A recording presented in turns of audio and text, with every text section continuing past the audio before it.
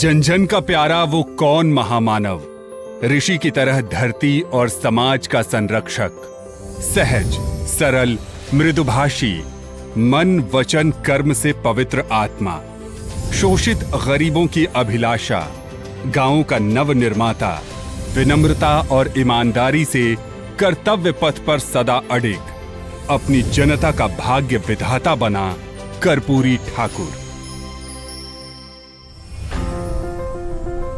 बिहार के सुदूर समस्तीपुर क्षेत्र के धूल धुसरित छोटे से गांव पितौंझिया में 24 जनवरी 1924 को गोकुल ठाकुर के अति सामान्य घर जन्मे इस बालक कर्पूरी की किलकारी कभी बिहार ही नहीं, देश के गरीबों, पिछड़ों, दलितों की दहाड़ बन जाने की कल्पना किसी ने नहीं की होगी। उनका जन्म मानो एक नए युग की शुरुआत के लिए हुआ था। गरीबी और जहालत के मध्य उगा ये ध्रुव तारा आज भी भारत के सामाजिक परिवर्तन के प्रयासों को दिशा दे रहा है। पहली बार पढ़ाई के दौरान 42 में वो जेल गए। उस वक्त कविता भी लिखी थी और बड़ी कविता की लाइन प्रचलित है, हक चाहो तो लड़ना सीखो, कदम कदम पर अड़ना सीखो, जीना है तो मरना सीखो। व्यक्ति तो आते हैं जाते हैं, लेकिन अपने पीछे विचारों की एक ऐसी श्रृंखला छोड़ जाते हैं जो आने वाली पीढ़ी को दूर तक संचालित करती है और रास्ता भी दिखाती है। कर्पूरी ठाकुर ने वो काम करके दिखाया। देखिए, मैं सीधे तौर पे कहूँ, मैं कर्पूरी जी को युग दृष्टा मानता हूँ। आजादी के पहले और बाद भी समाज की गरीबी और पिछड़ेपन की विकट परिस्थितियां, कठिनाइयां उनकी राह रोकने के बजाय उनके संघर्ष करने के संकल्प का कारण बनी। सामाजिक, आर्थिक, राजनैतिक बदलाव की छटपटाहट ने कर्पूरी जी को परिवर्तन के लिए असीम ऊर्जा दी। गौरव के साथ कह सकता हूँ कि इन्होंने जो तकलीफ सहा और जो साहस के साथ उस तकलीफ को झेलने का काम किया, वो अच्छे अच्छे लोगों पर प्रभाव डालने का काम किया। एक अलग तरह की भावना थी, एक और तरह का जुनून था।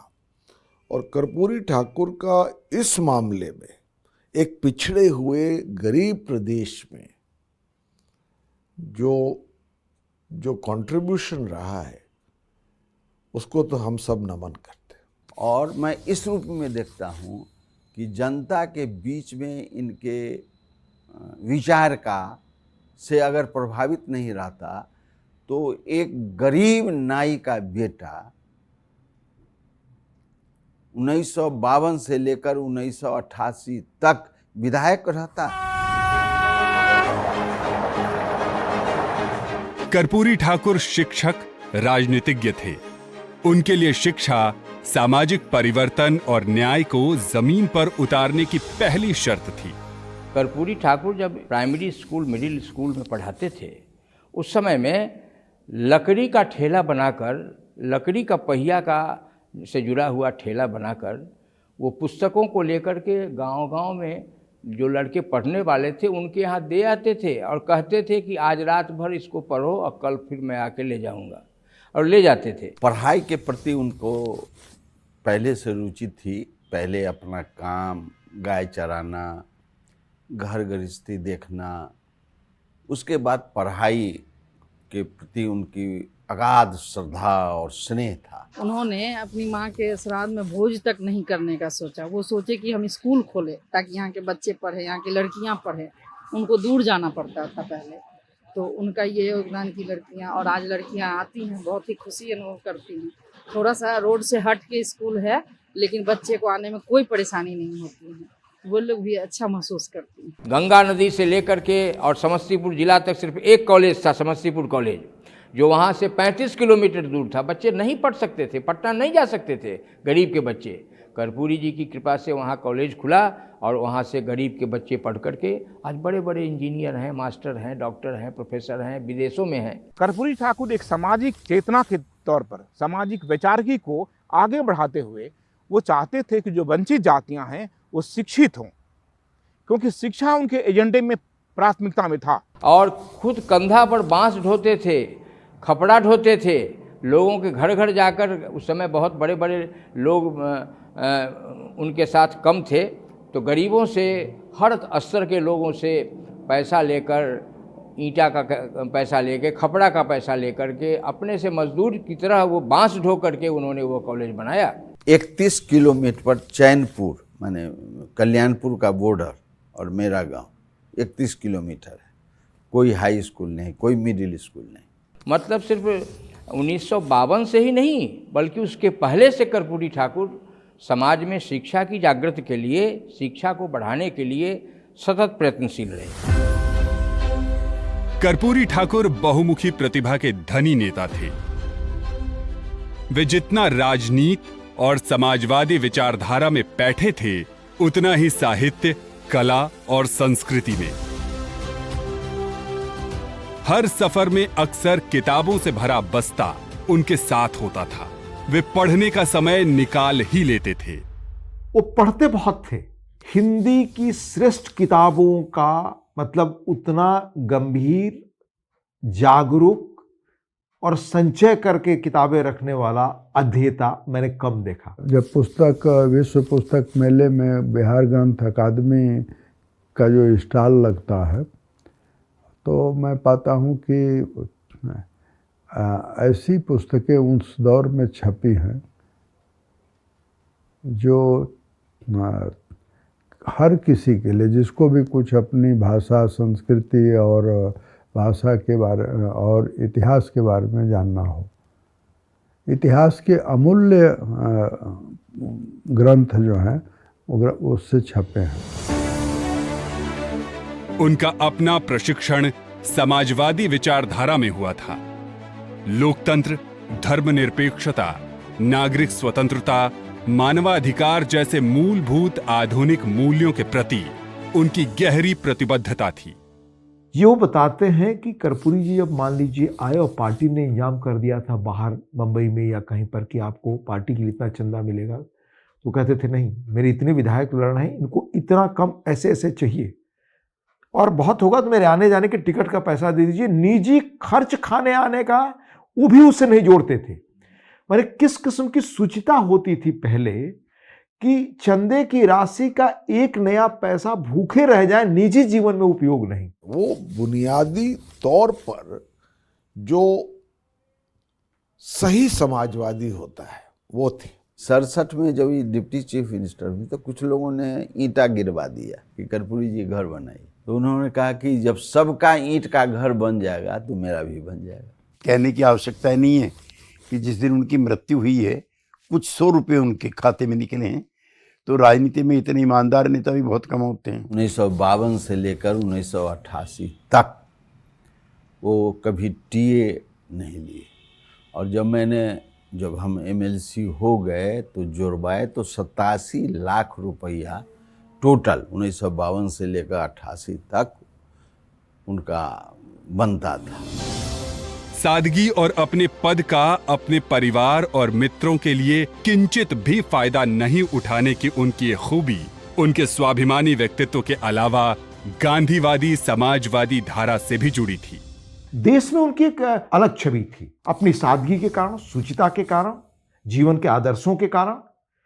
वह व्यक्ति रात में किसी स्टेशन में पहुंच जाए तो पेपर बिछा करके प्लेटफॉर्म पे खुद सो जाए। कर्पूरी ठाकुर जी के सर्वमान्य नेता हैं, इसलिए उनसे फाइनल लिस्ट कराने के लिए जब जाते हैं हमारे अध्यक्ष, तो उससे जाने से पहले वो नाम लिख देते हैं इनका, उनके बेटे रामनाथ ठाकुर का, जो माननीय अब राज्यसभा के सदस्य। कर्पूरी जी का बीपी भी हाई हो जाता है, गुस्सा भी आता है, वो अपना नाम काट देते हैं। कर्पूरी जी ने अपने जीवन में रहते हुए कभी अपने परिवार के किसी व्यक्ति को आसपास से नहीं आने दिया। इस कॉलेज की जब स्थापना हुई, 1960 की बात कर रहा हूँ, उसमें कर्पूरी ठाकुर के परिवार का या उसकी जाति का एक भी आदमी नहीं, उन्होंने महिला एक भी आदमी को बाहर प्रावधान नहीं किया। गांधी जी एक बहुत संश्लिष्ट चरित्र के वर्ग जातियों के साथ काम कर रहे थे। उनकी शक्ति भी थी, उनकी सीमा भी थी। कर्पूरी जी को वो चीजें उन्होंने पास से देखी और उन्होंने कैनवास को न सिर्फ बड़ा किया बल्कि आकृतियां भी बड़ी गढ़ी।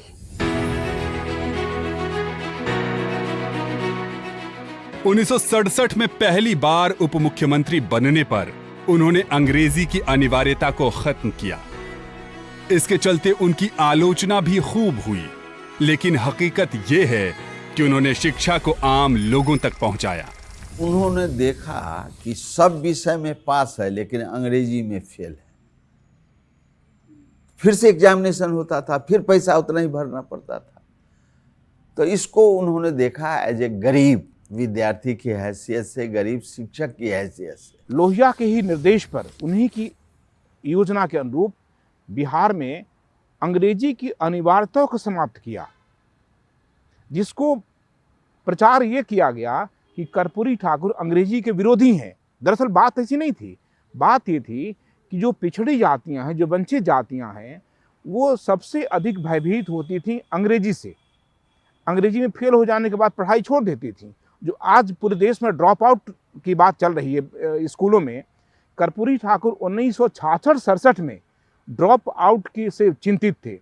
और ड्रॉप आउट होता है गरीब लोगों का, जो दलित जातियां हैं, जो गांव के पिछड़े लोग हैं, गरीब लोग हैं, वो चाहे किसी भी जाति वर्ग के लोग हों, वो जब एक बार अंग्रेजी में फेल हो जाते थे तो वो फिर स्कूल छोड़ देते थे।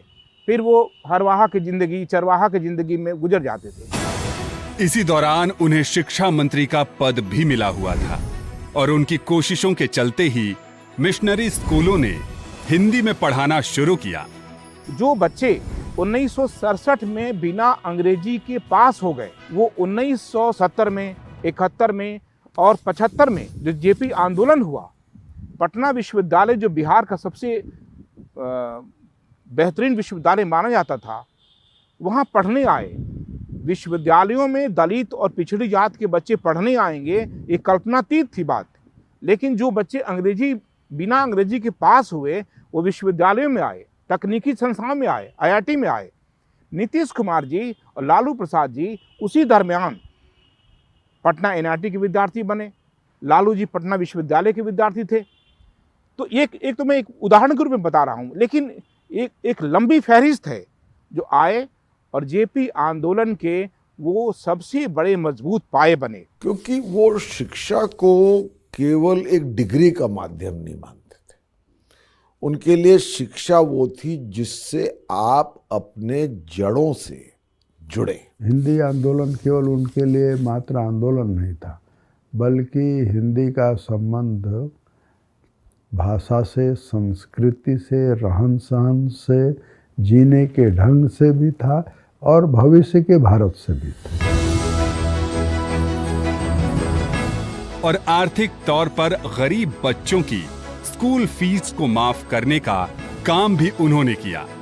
वो देश के पहले मुख्यमंत्री थे जिन्होंने अपने राज्य में मैट्रिक तक मुफ्त पढ़ाई की घोषणा की।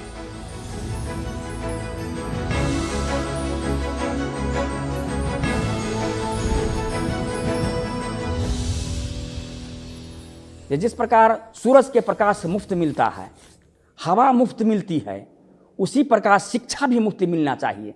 इसलिए वो पहला बार बने तो मिडिल स्कूल के फीस माफ़ किए, दूसरा बार बने तो हाई स्कूल की फीस माफ़ किए, और तीसरा बार भाषण में कहा करते थे कि आप लोगों का आशीर्वाद से अगर तीसरा बार मुख्यमंत्री बन जाऊंगा तो मैं कॉलेज का भी फीस माफ़ कर दूंगा। उन्होंने राज्य में उर्दू को दूसरी राजकीय भाषा का दर्जा देने का काम किया। मुख्यमंत्री रहते हुए उन्होंने राज्य के सभी विभागों में हिंदी में काम करने को अनिवार्य बना दिया था। और उन्होंने हिंदी भाषा को जो मर्यादा और जो सम्मान मिलना चाहिए था, आज़ादी के बाद सबसे पहले अगर किसी ने दिया तो कर्पूरी ठाकुर ने दिया। हिंदी को भी जिस रूप में उन्होंने भाषा के स्तर पर स्थापित करने का काम किया, लोगों ने रिडिक्यूल किया, उनको अपमानजनक बातें कही, चाहे भाषा के सवाल पे, आरक्षण के सवाल पे। लेकिन आज जब हम वापस पलट के देखते हैं तो हमें लगता है कि वो युगद्रष्टा।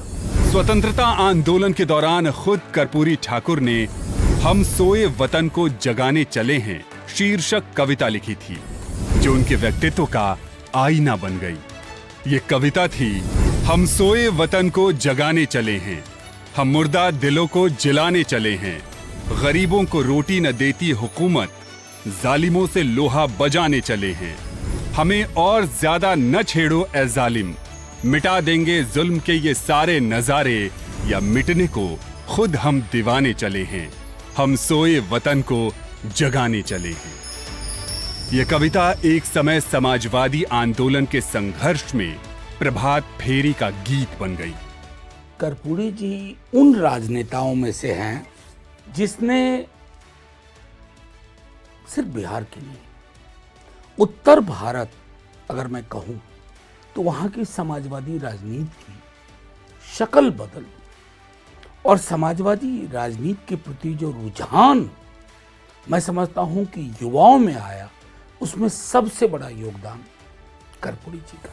1977 में मुख्यमंत्री बनने के बाद मुंगेरी लाल कमीशन और आरक्षण लागू करने का काम भी उन्होंने किया।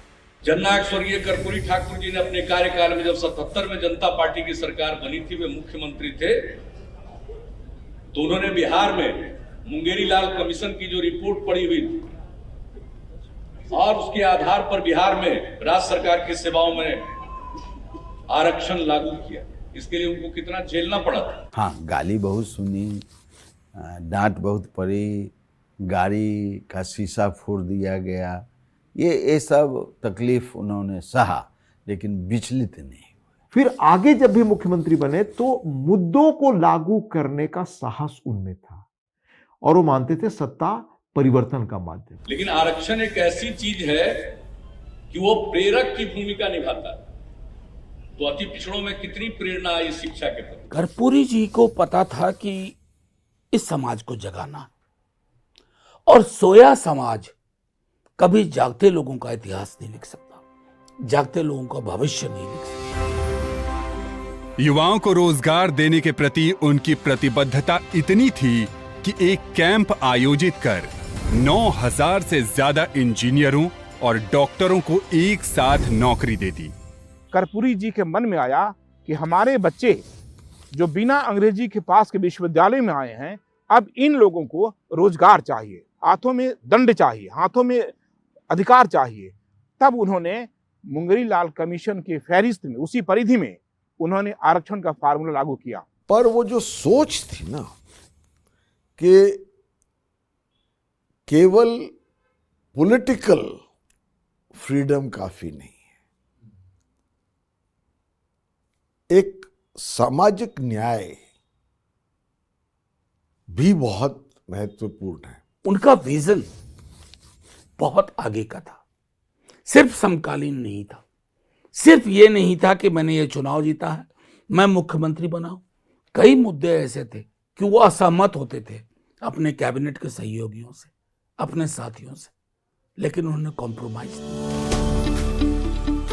कर्पूरी जी का मानना था कि सामाजिक बदलाव में महिलाएं सर्वाधिक महत्वपूर्ण भूमिका निभा सकती हैं। कर्पूरी ठाकुर जी का कहना था लड़का लड़की एक समान रहना चाहिए, दोनों को एक नजर से दिखना चाहिए, किसी में कमी नहीं होना चाहिए, दोनों को पढ़ाना लिखाना बराबर। इसलिए उन्होंने बालिका शिक्षा को प्राथमिकता दिलाई, ताकि बाद में यही जागरूक महिलाएं परिवार, समाज, पंचायत, विधानसभा से लेकर संसद तक परिवर्तन की अग्रिम पंक्ति में दिखाई दे। मुझे हमेशा ये लगता था कि जब कभी कोई आंदोलन होता है, जब कभी कोई संघर्ष है, तो ऐसा क्यों होता है कि महिला छात्रों को उतनी अहमियत नहीं दी जाती है। लेकिन कर्पूरी जी के से मिलने के बाद ऐसा लगा कि नहीं, हम लोगों की भूमिका भी उतनी ही महत्वपूर्ण है। इसलिए उन्होंने महिला आरक्षण का प्रावधान भी किया। महिला आरक्षण का जिक्र पहली बार आजाद भारत में कर्पूरी ठाकुर ने किया कि 3% आरक्षण महिलाओं को भी होना चाहिए। दूसरी बात थी महिलाओं की राजनीतिक भागीदारी। तो आज आप देखिए कि अंततः जाकर के महिला आरक्षण विधेयक को पास कर दिया गया। मतलब ये कि 33% आने वाले समय में महिलाएं अब विधायिकाओं में, सांसद में दिखाई पड़ेंगी। आज चुनाव में आप देख रहे हैं कि महिलाओं का योगदान किस तरह से है। तो उस समय बहुत से ऐसे लीडरान थे जो इस पर तवज्जो नहीं देते थे, और उनकी सोच में ही ये निहित था। आज की राजनीति में महिलाएं बढ़ चढ़ के वोट दे रही हैं। उनकी एक राजनीतिक एक तरह एस्पिरेशन बन गई है पूरे देश के अंदर, और यही कारण है कि महिलाएं ज़्यादा से ज़्यादा संख्या में बाहर निकल रही हैं और वोट दे रही हैं। तो जो पॉलिटिकल मोबिलाइजेशन आज औरतों का हुआ है, चाहे वो सत्ता में बैठी हों, चाहे सत्ता की रेस में हो, या फिर वो सत्ता को बनाने में योगदान कर रही हों। तीनों ही कहीं न कहीं उसकी उपज डॉक्टर राम मनोहर लोहिया की सोच और उसके बाद उस सोच को आगे बढ़ाने वाले कर्पूरी ठाकुर जी की वजह से ही हुआ है। प्रतिभाओं को पहचान कर उन्हें सराहने की कला हो या फिर क्षेत्र को स्वास्थ्य सुविधाओं के नजरिए से संपन्न बनाने का प्रयास, वो एक कुशल प्रशासक की तरह निपुण थे। कर्पूरी जी बड़ी चिंतित रहते थे स्वास्थ्य क्षेत्र बिहार का कैसे बढ़ाया जाए, स्वास्थ्य क्षेत्र में अच्छा काम कैसे हो, और इसके लिए प्रयासरत रहे। जयप्रकाश जी खुद बीमार चल रहे थे, जयप्रकाश नारायण, तो कर्पूरी जी उस समय में जयप्रकाश जी के बहुत क्लोज थे या सदा रहे क्लोज।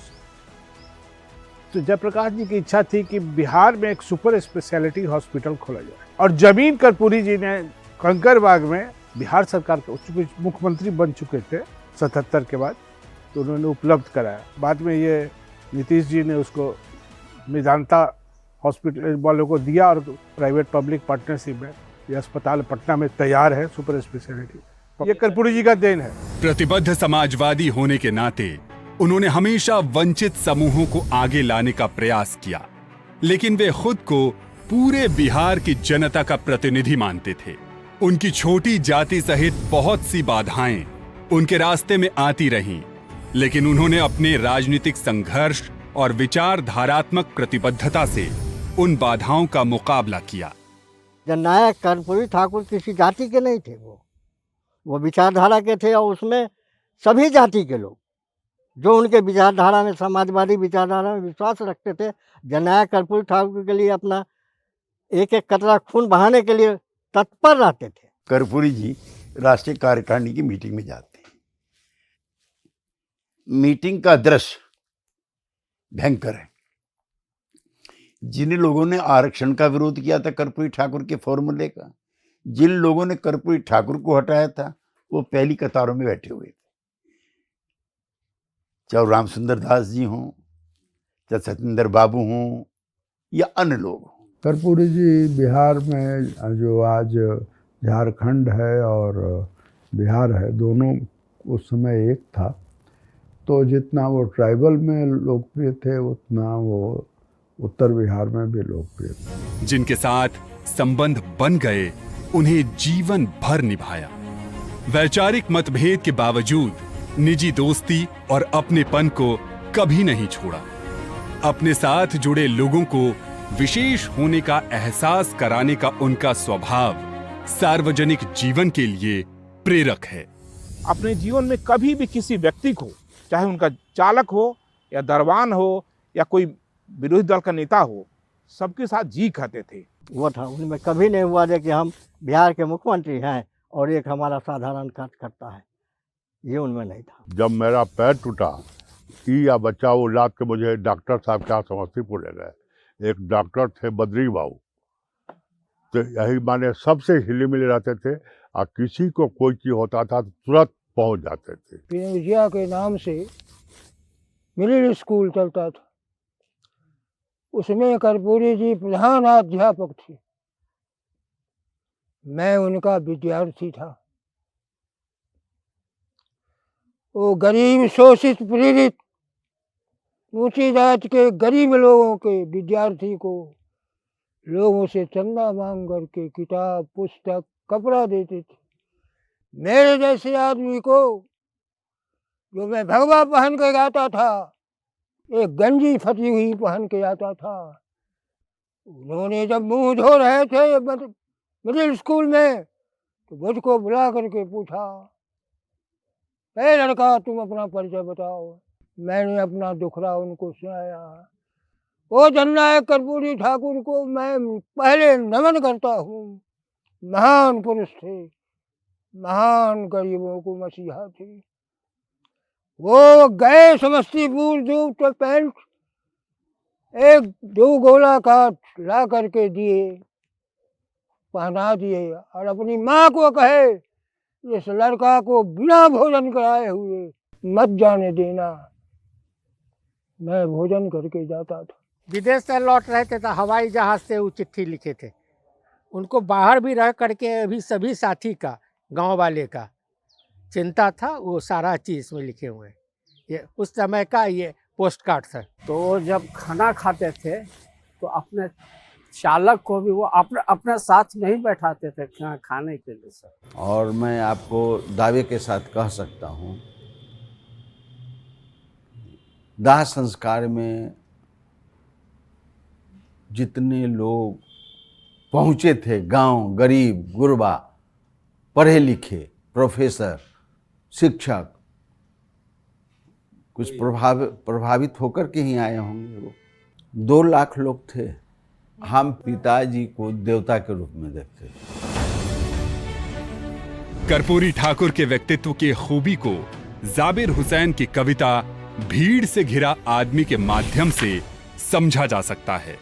वो आदमी जो भीड़ से घिरा है, बहुतों की नजर में सिरफिरा है।